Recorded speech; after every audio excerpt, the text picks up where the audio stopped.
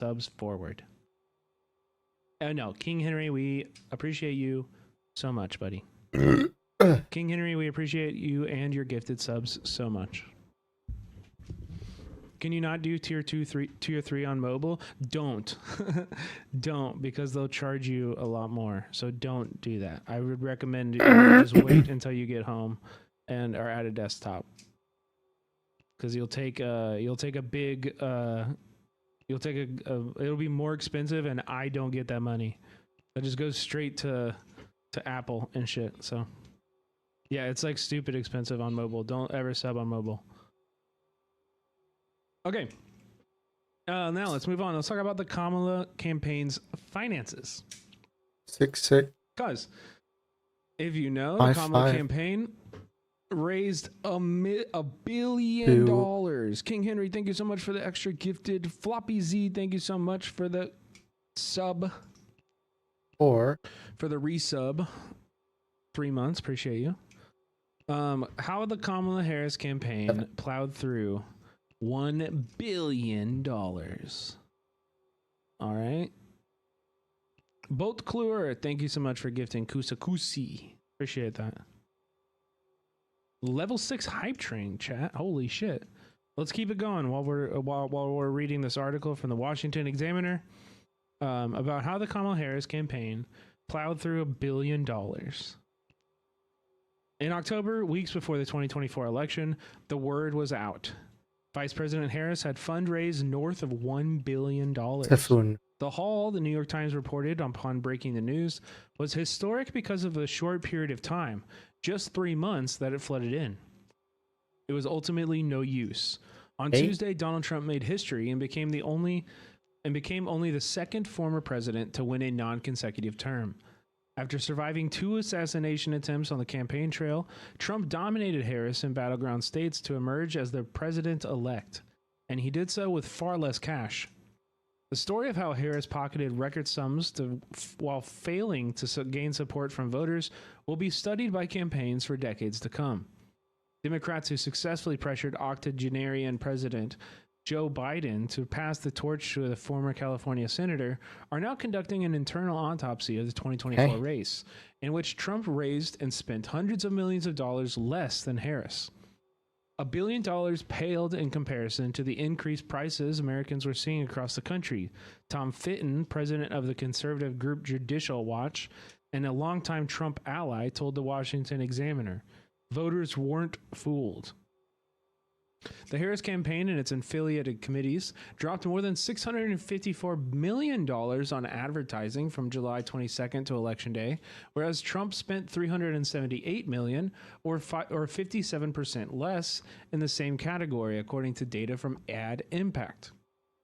Bolt Clore, thank you for the gifted sub. Thank you, thank you, thank you. Oh, keeping the hype train going. Let's go. Level 7 now. Hell yeah. Future Forward, the $500 million ad testing factory that Super PAC that supported Harris, was a reliable clearinghouse for checks from wealthy Democrats such as Reid Hoffman, George Soros, and Michael Bloomberg and Dustin Muscovitz.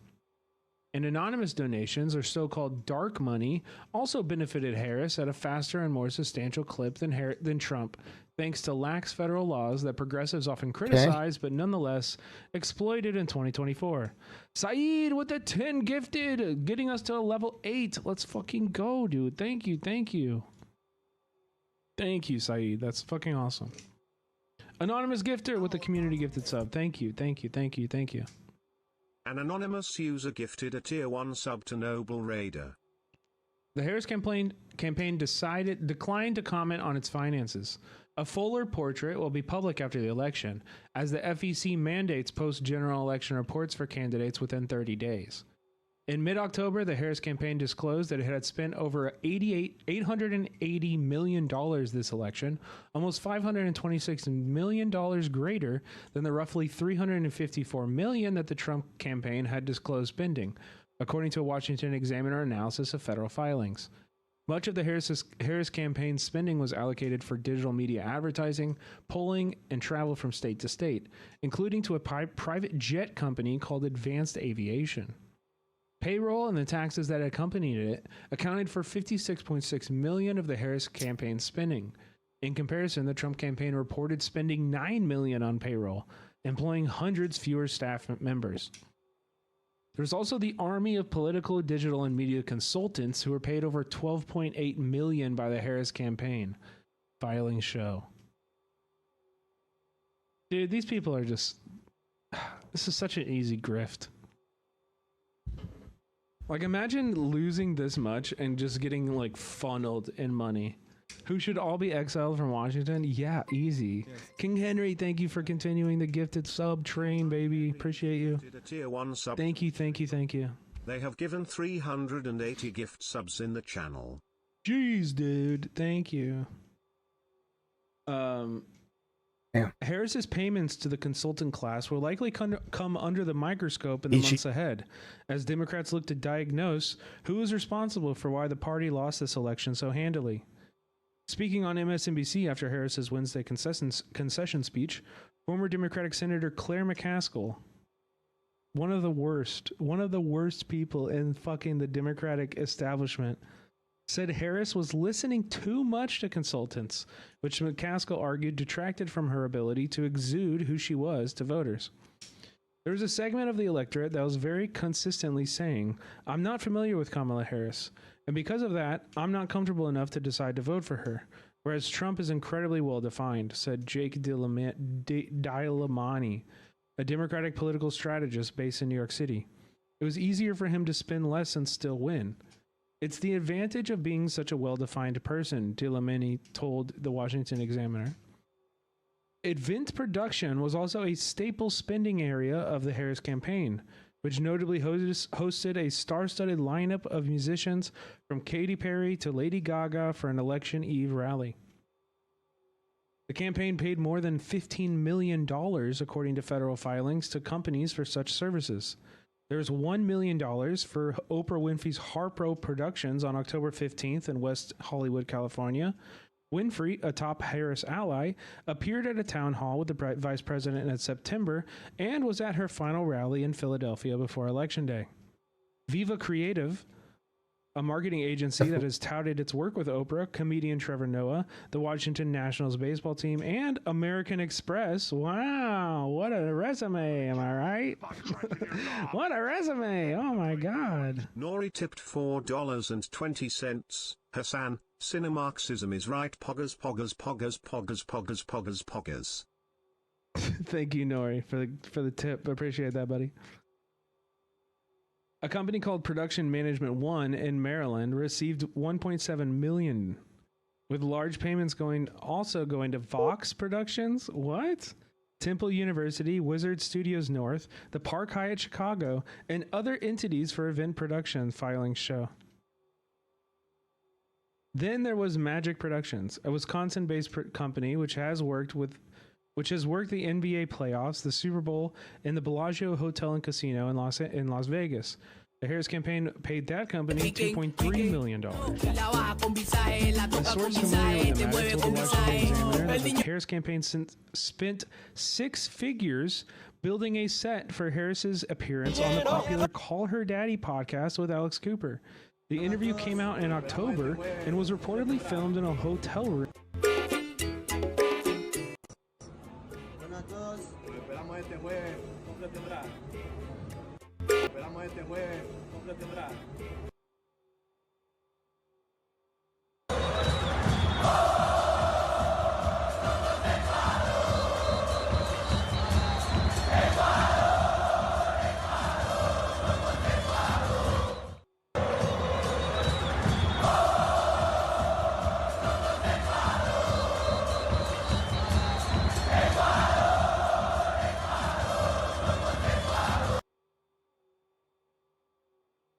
I was the director of photography. We designed, we rented a studio. Didn't really change much, but I lit this. What do you think looks better, chat? This? Or this? Like, what the fuck happened? What could you possibly spend $100,000 on here? What could you possibly spend $100,000 on Excuse here? me. It's insanity. This is a scam. I don't know why you would ever donate. Why would you ever fucking donate to a political campaign ever again? I don't know what the fuck they're thinking, dude. What the fuck? Money laundering? No, dude, it's the consultant class filling their own goddamn pockets. Like, I don't know. I just don't understand. Call Her Daddy already has a set? Yeah. I don't get it. Like, whoever was the gaffer on this should be fired. Should never be hired ever again. This lighting is atrocious. It literally looks like house lighting. Like you turned on the lights in the room.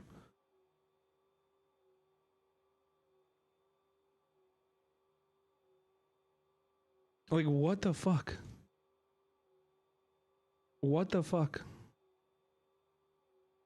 What in the fuck? Anyway, in other news, I'm moving to DC. I am now a set designer, and I'm going to continue my work as a cinematographer for conversations, the really important conversations that we need to be having now. I've heard that the market there is really, really great and super strong. I'm really excited to be bringing my skills and talents to this new this new market. It's gonna be so fucking sick. I can't wait. I'm just kidding. I'm kidding. But goddamn, dude, how do I get in on this, bro?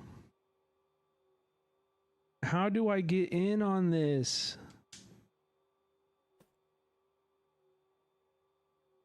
It's so insane. Sorry, you gotta be somebody's brother to charge 100K for that? Yeah, you're right. No, 100%. 100%, dude. Oh my god, bro. It's so gross. It's so gross. And like, they compromised on everything. They compromised on all of their policy. Everything. They compromised on it all just so they could have that money and feed their fucking consultant class friends.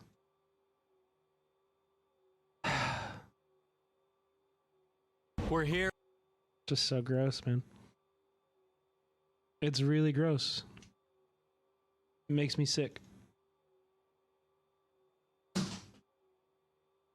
We're in Amsterdam. All right, we're gonna check out this new video. 10 minutes. 10 minutes on the Zionist hooligans that got their asses kicked on the streets of Amsterdam.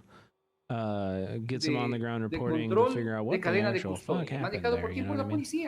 What the actual hell? O sea que se filtró de la policía. Por supuesto. Where we've Ellos Share entregaron. the art on your tienen que haber walls on entregado. online property.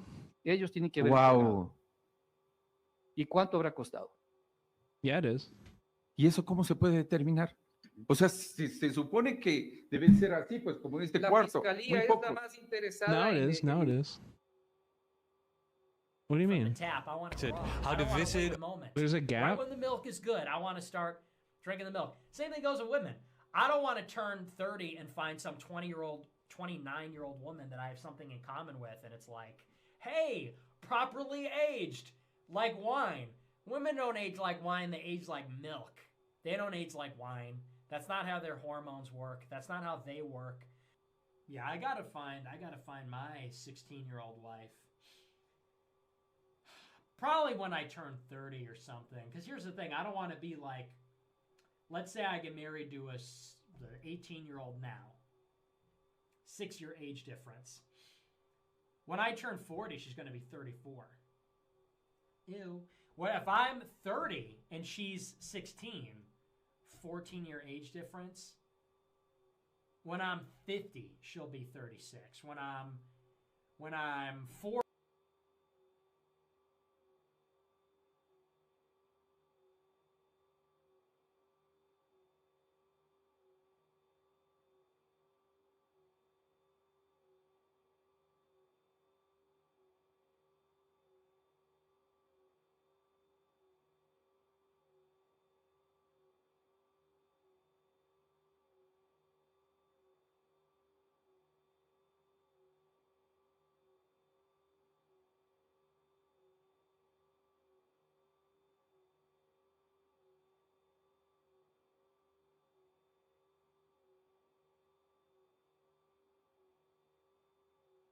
this to the police. I said, look, if somebody just came back from Gaza and is just came back from killing a lot of people, you don't expect them to behave normally in your city. This is the location where Wednesday night Maccabi hooligans gathered and tore down a Palestinian flag hanging on this building behind me. This action sparked anger amongst the local population, and cab drivers and others quickly mobilized. Die collega van ons laten we niet in de steek. Dit is onze stad Amsterdam. Laten we niet vernield door deze ADF-supporters. Het waren uiteindelijk niet alleen vlaggen. We begonnen ook de ramen in te slaan van alles. Dus elke huis in de stad die een Palestijnse vlag ophing, werd de raam kapot geslagen en van alles nog wat. Dit laten wij niet toe als taxichauffeurs. Niemand. Dit is onze stad, die moeten wij beschermen. Dit heeft helemaal niets met jodenhaat te maken, wat dan ook. We just drove to a remote location in Amsterdam where we met with the anonymous cab driver that was attacked on Wednesday evening by a Maccabi hooligan. He has declined the opportunity to do a formal interview as he is afraid of Israeli reprisals. He has been receiving numerous death threats over the past few days, and the police has declined him an opportunity to file a formal complaint, even though he immediately contacted them upon his car being damaged. Tientallen Maccabi-supporters hebben zich op de Dam verzameld in de aanloop naar de wedstrijd tegen Ajax vanavond. So I was here on Thursday. What did you witness? Chanting by the Maccabi fans. When I first arrived, I could hear "Fuck Palestine" chanting, all of them, which was very weird to hear. We went to observe right on this spot, hiding our Palestinian symbolics, flags. You didn't feel safe showing your Palestinian flag? No, we did not feel safe. How did the Maccabi hooligans behave towards local Amsterdammers? Different from moment to moment. Every time someone with a Palestinian a symbol or anything walked by, they got pretty violent, middle fingers, but also like physical violence. Then I passed the monument and they threw beer at me and they spit it at me in the Damstraat.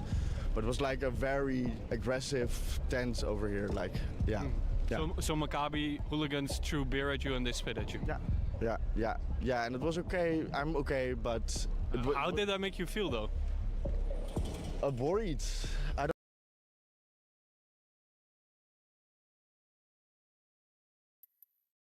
don't like aggressiveness in my city. Amsterdam has always been a tolerant city towards others, but when a group so aggressively comes in, I don't know, it makes me not feel at home anymore. At one moment there was someone who was pulled off the bike, and we walked to there to just see what happened, and at that point a glass bottle was thrown at us from the crowd of Maccabi supporters. So no, didn't really feel safe at all. Maccabi hooligans threw glass at pro-Palestinian people just cycling by? Yeah.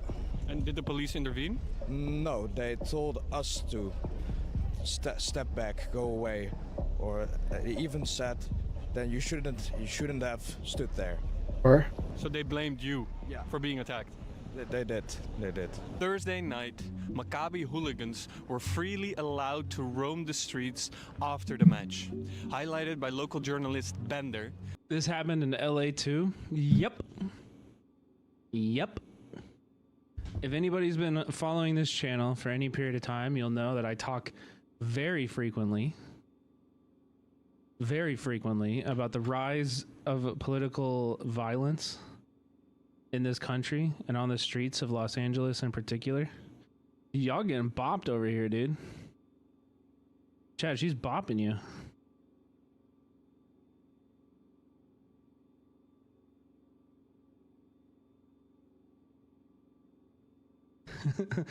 She needed a toy.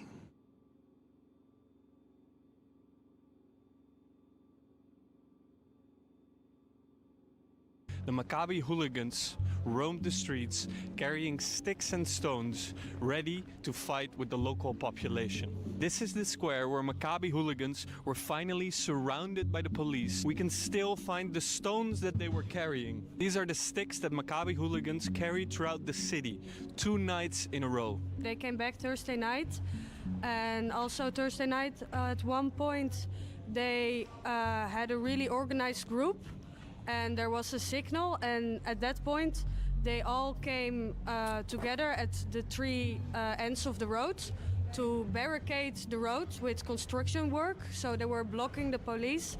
And then a group of them in black came over the bridge towards the building with a bag filled with rocks ready to throw at the building. But at that point, the police came to stop them right on time. Ja, dat zeg je? Ja, maar ik wil even kijken of het gaat lopen maar door dan. Ja. Oké, tot vanaf verder. Yeah, it's okay for.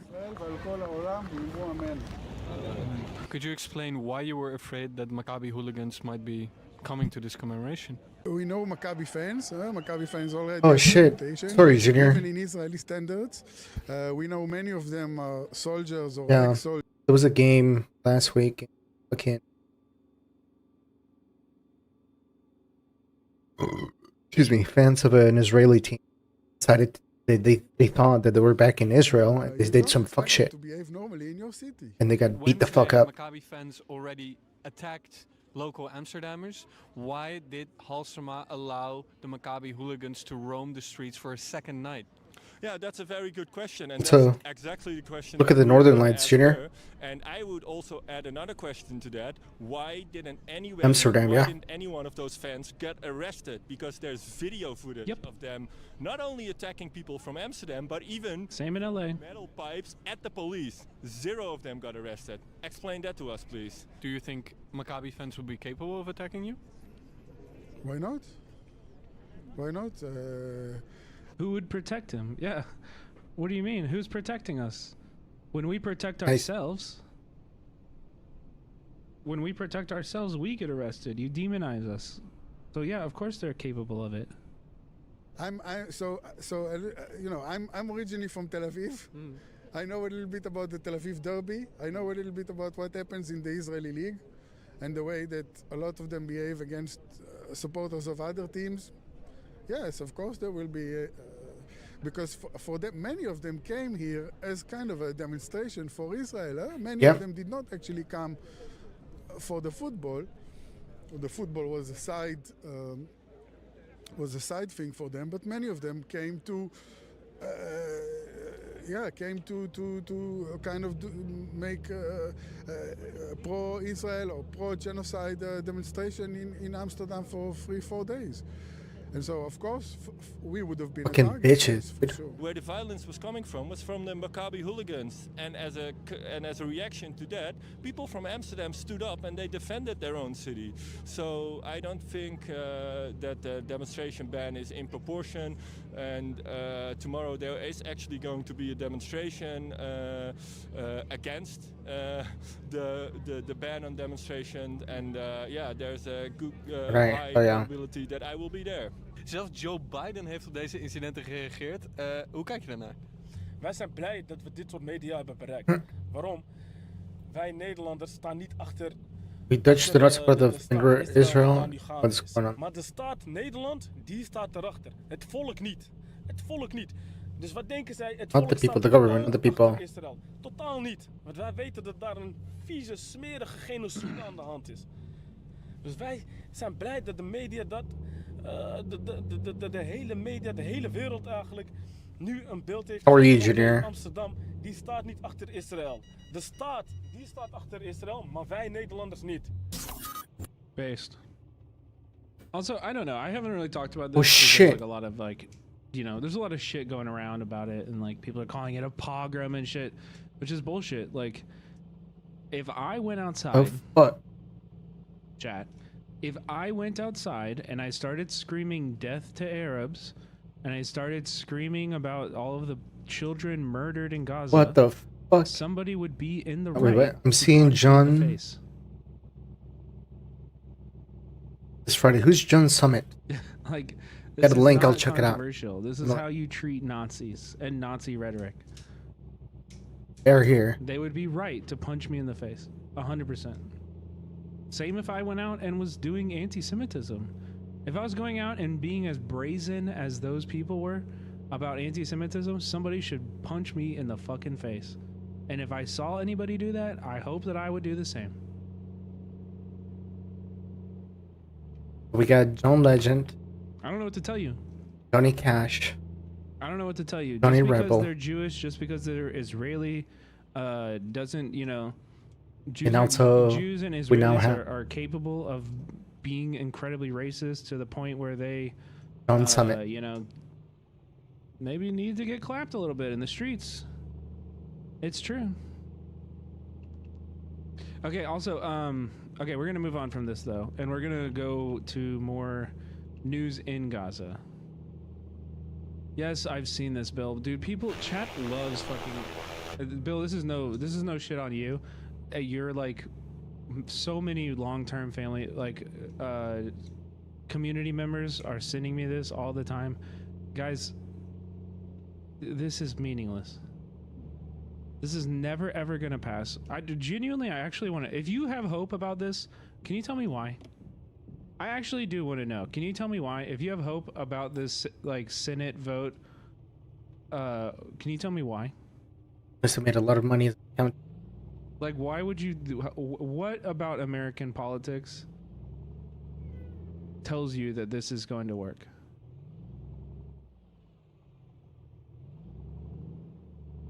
Is it going to go to vote? Even if it does, like, it's never ever going to pass. It's never ever going to pass.